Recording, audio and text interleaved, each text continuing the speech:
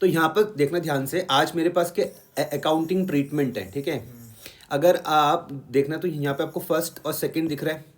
तो पहले वाले में बोल रहे कि when all the forfeited share are reissued, एक कंडीशन क्या है कि हमने जितने भी शेयर्स को क्या करा, फॉरफिट करा, उन सबको मैंने क्या कर दिया, रीइशू कर दिया। बड़ा ही सिंपल है। एग्जाम्पल के तौर पर कि मैंने क्या करे, 100 शेयर मैंने फॉरफिट करे थे। कितने शेयर? 100 शेयर्स मैंने क्या करे थे, फॉरफिट करे थे।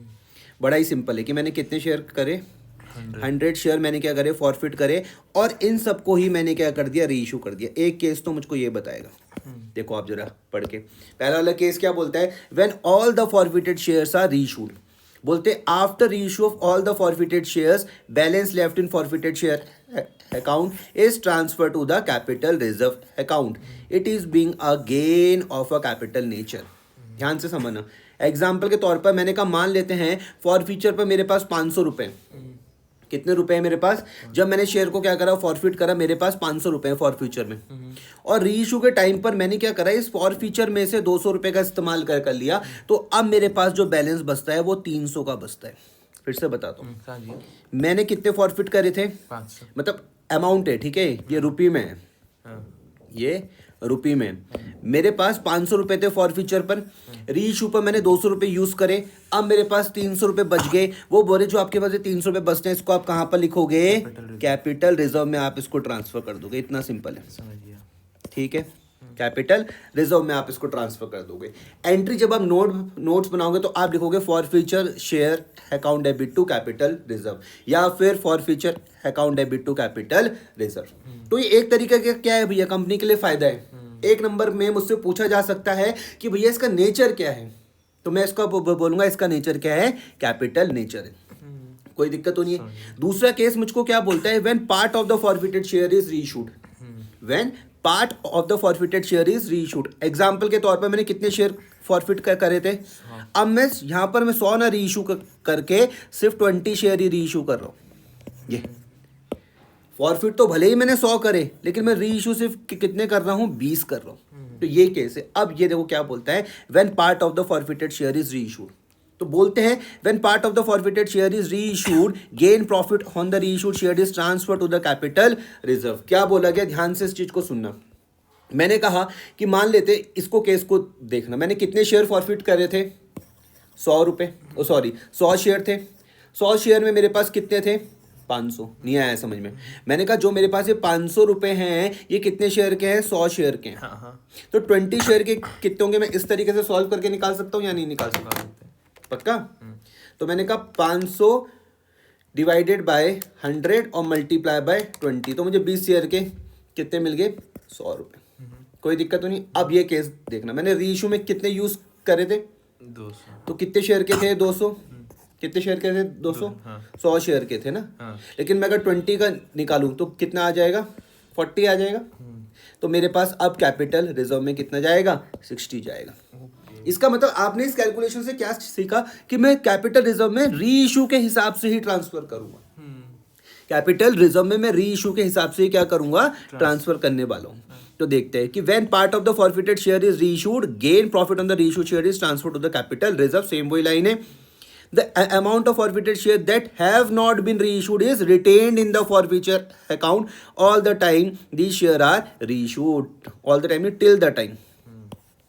ये किसके बारे में बात करी गई, ध्यान से सुनना। Amount of forfeited share that have not been reissued, जो आपने रीइशू नहीं करे, जो आपने रीइशू नहीं करे, इज रिटेन्ड, मतलब वो कहाँ पर रहेंगे, वो सिर्फ अभी फॉरफिटेड शेयर अकाउंट पर ही रहेंगे। कब तक, जब तक आप उनको रीइशू ना करो। The amount of forfeited share account is shown in the note to account on the capital as the last entry after subscribed capital। इसके क्वेश्चन हमने इससे पहले भी कर रहे थे। आप जब इस पॉइंट में जाओगे, जब आप इस पॉइंट को पढ़ोगे, आपको फटाफट से बैलेंस शीट देख लेनी है, या इससे पहले के जो हमने 2 क्वेश्चन कर रहे थे वो आपको देख लेने हैं, ठीक है। The sum total of the subscribed and paid up capital and forfeiture account is shown in the balance sheet after share capital. ये हमने इससे पहले के क्वेश्चन में किया था। कौन से, उसमें जब आप देखोगे 8.82 पर और 8.87 पर, ठीक है। अब यही मैंने चीज़ तुमको समझाई। अब मैं 48 तुमको समझाता हूँ। अब 48 भाई ध्यान से समझना। 48 क्या बोलता है, आपके पास एक कंपनी है, कंपनी का क्या नाम है, दिशा लिमिटेड। कंपनी का क्या नाम है, दिशा लिमिटेड ने क्या करा भैया, फॉरफिट करे कितने शेयर, 500 शेयर। ध्यान से समझना, कंपनी का क्या नाम है, दिशा लिमिटेड। दिशा लिमिटेड ने 500 शेयर फॉरफिट करे, एक शेयर की कीमत 100 रुपए। फिर लिखा हुआ 10% प्रीमियम।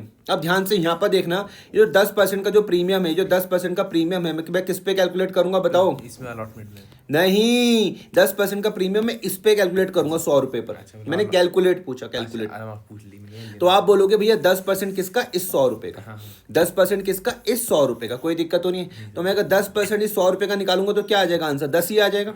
अब देखो कंपनी ने सिर्फ 90 कॉल्ड अप करा, कंपनी ने कितने रुपए मांगे, सिर्फ 90 रुपए मांगे, on which the share holder did not पे 30 पर share on allotment including premium and first call of ₹20 पर शेयर। अब मैंने कहा था जैसे ही ये केस आए आप फटाफट से क्या बना दोगे भाई, टेबल।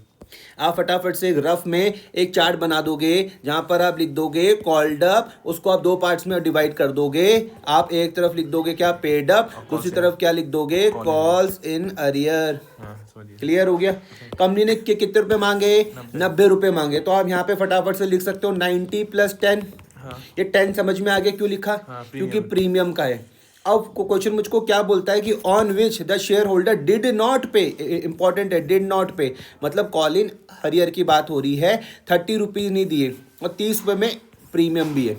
30 रुपये में देखो क्या है, इंक्लूडिंग प्रीमियम भी है। तो मैं यहाँ पर लिख सकता हूँ 30 के ब्रैकेट में मैं 20 + 10 लिख दूँ तो आप समझ जाओगे।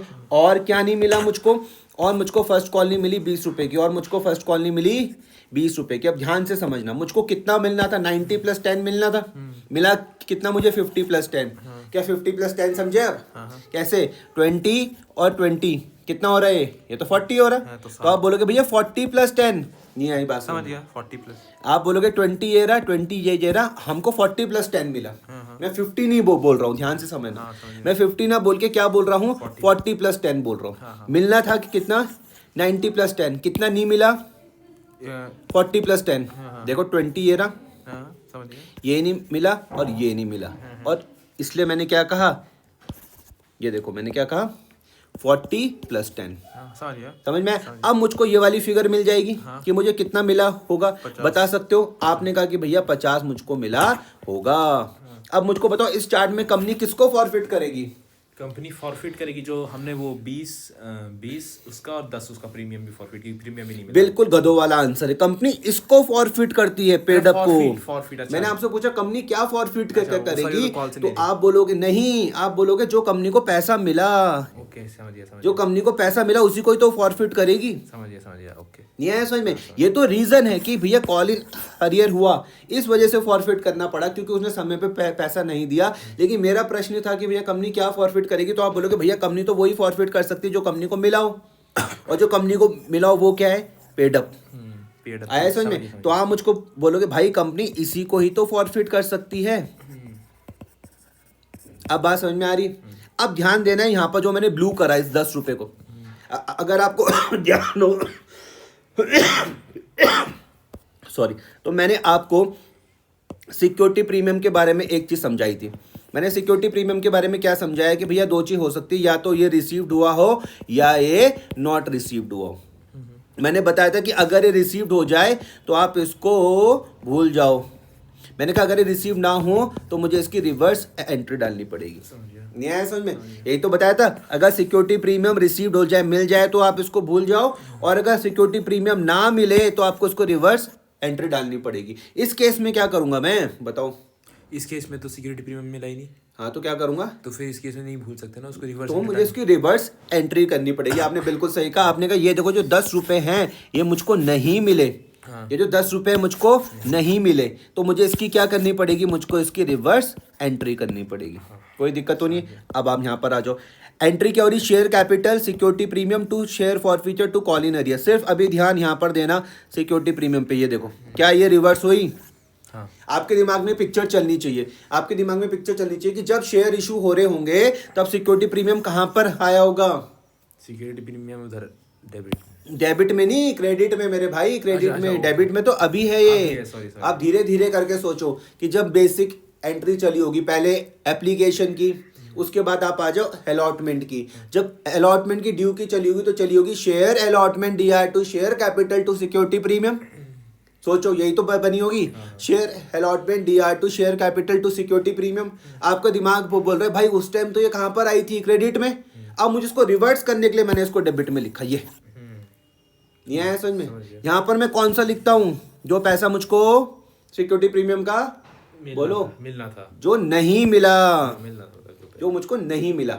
अगर एग्जाम्पल के तौर पर ध्यान से समझना, इस 10 रुपए में से ऐसा क्वेश्चन भी बन सकता है, मान लो ये 10 रुपए दिख रहा है आपको, इस 10 में से मुझे अगर 5 मिल जाते और 5 ना मिलते, तब मैं यहाँ पे सिर्फ 5 के हिसाब से ही रिवर्स करता।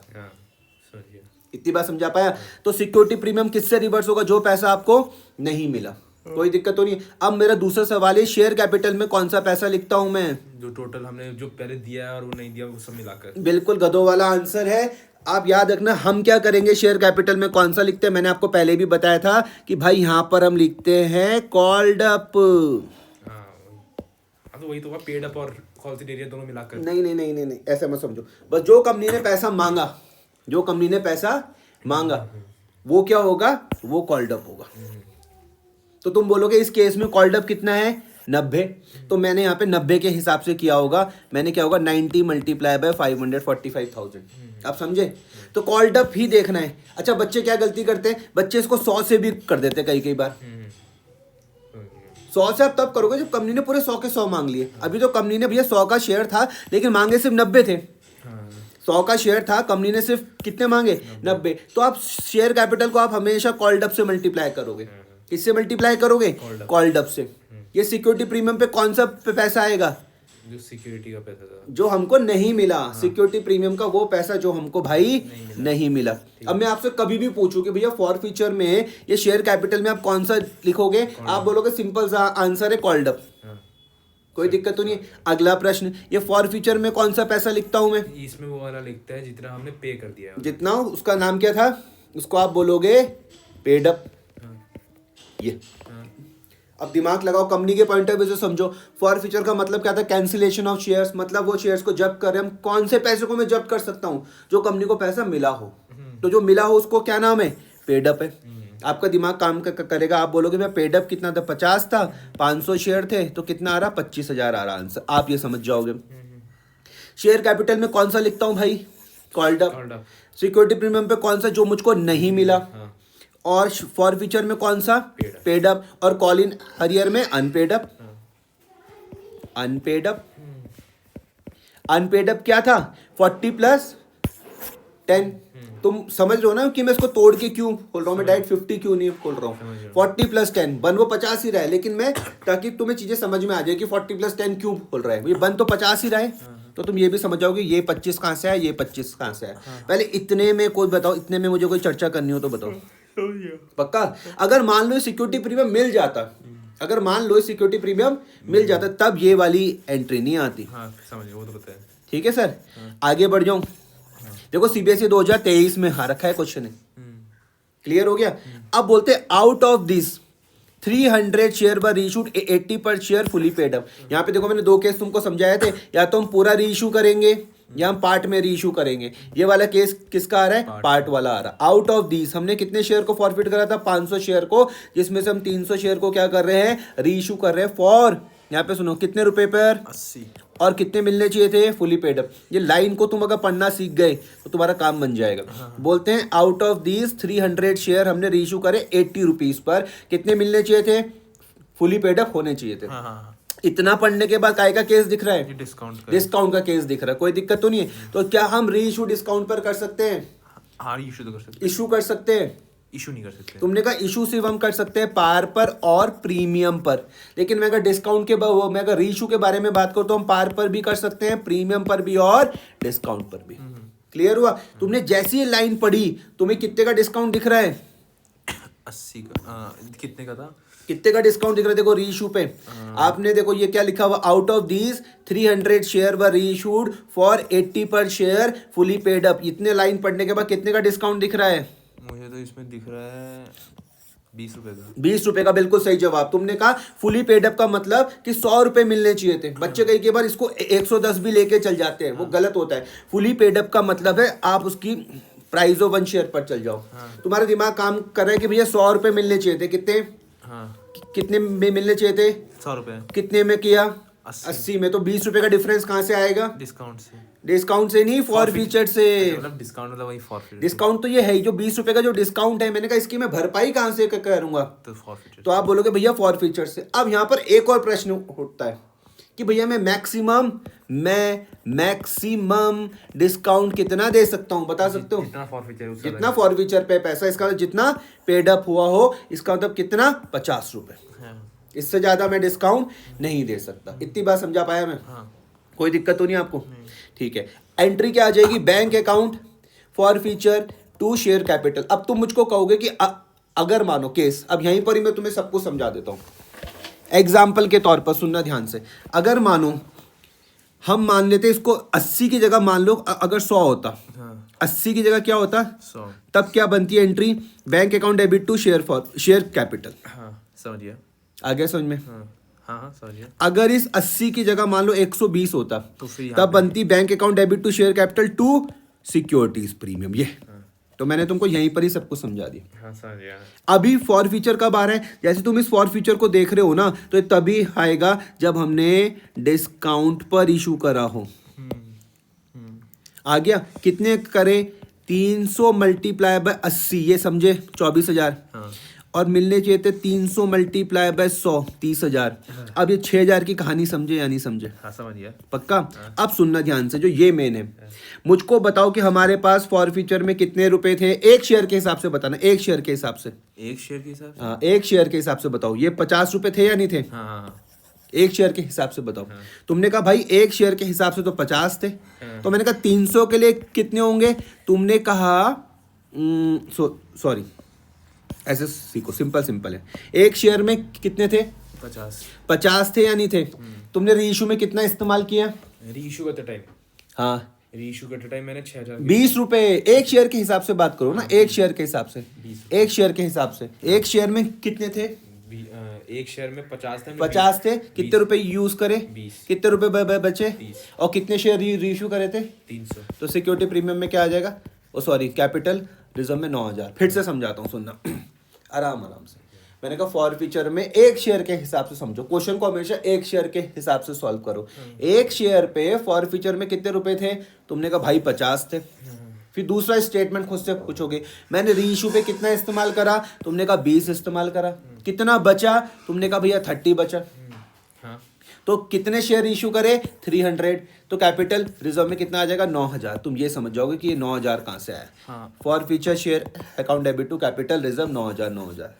फिर से, एक शेयर पे क्या तुम्हारे पास 50 थे? ये वाली बात समझ में आई? रीइशू में तुमने 20 इस्तेमाल करे, ये समझ में आया? 30 तुम्हारे पास बच गए, ये समझ में आया? तो 30 मल्टीप्लाई बाय 300 समझो, 9,000। तो ये अच्छा, ये अब मैं बता दूं बच्चे क्या गलती करते हैं। कई बच्चे क्या करेंगे, वो देखेंगे कि भैया फॉर फ्यूचर शेयर में कितने पड़े हुए, 25,000 कितना इस्तेमाल करा, 6,000 और यहाँ पर लिख देंगे सीधा 19,000। आंसर उनका रॉन्ग हो जाएगा। मैं भी कर रहा ये बच्चे गलती करते हैं। वो यहाँ देखेंगे 25, यहाँ से ये 6 कर देंगे माइनस, और सीधा यहाँ पे 19 लिख देंगे। उनका आंसर रॉन्ग। मैं फिर से समझा रहा हूँ, कितने थे पड़े हुए? 50। कितना इस्तेमाल करा?